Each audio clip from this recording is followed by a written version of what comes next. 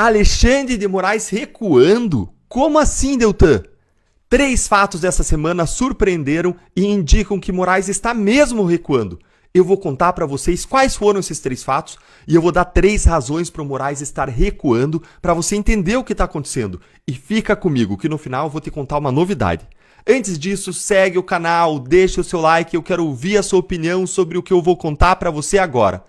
Antes, aliás, de alguns desses fatos, esses 3 fatos que eu vou contar para vocês, saiu uma notícia dizendo que Moraes estava realizando esse recuo. Dá uma olhadinha aqui nessa notícia. Moraes põe freio em ofensiva contra o bolsonarismo e reduz tom em decisões. Essa notícia saiu na Folha de São Paulo e, gente, essa notícia aqui é um grande absurdo por si só.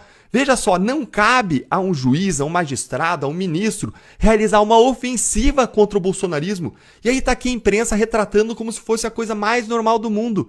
Eu tô cansado de ver a imprensa normalizar o que é absurdo. Não cabe a um juiz fazer uma ofensiva contra um grupo político ou contra uma ideologia. O judiciário não serve para isso. O judiciário não tem representatividade, ele não é eleito, ele não faz política pública, o judiciário não faz leis, o judiciário tem sua legitimidade extraída do fato de que ele executa as leis e a Constituição.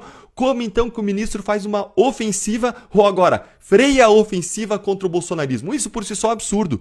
E aí a matéria da Folha fala que Moraes pôs freio nos últimos meses a rigidez de decisões que envolvem o ex-presidente Jair Bolsonaro.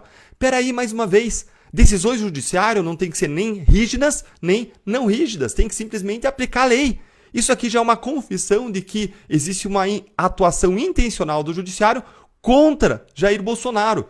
E aí se coloca ainda que o objetivo desse freio do Supremo é reduzir o risco da ampliação de atritos da Corte com o Congresso.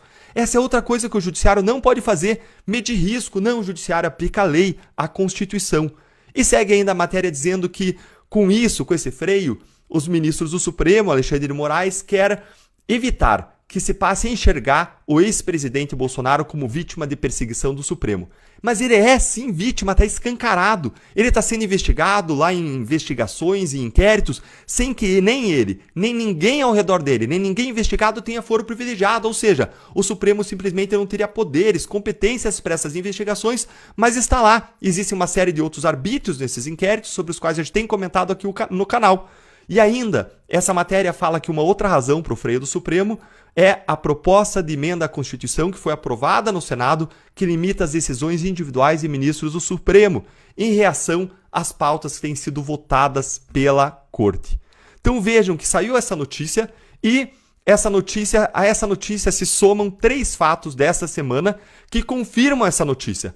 O primeiro fato é o fato de que nessa semana Moraes soltou o coronel Naime.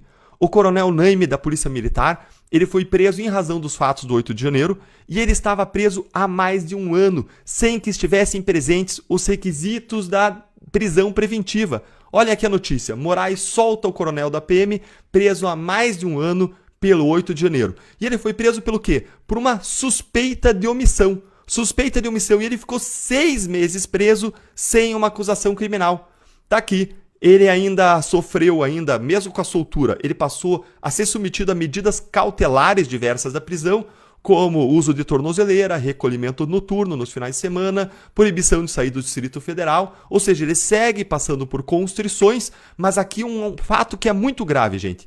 Além de ele ter sido preso, mesmo estando de férias no 8 de janeiro, ele teria ido aqui ao local para auxiliar o trabalho da polícia, agora está o fato aqui muito grave, é o fato de que ele só foi se tornar réu 6 meses depois. Observa aqui nessa outra notícia.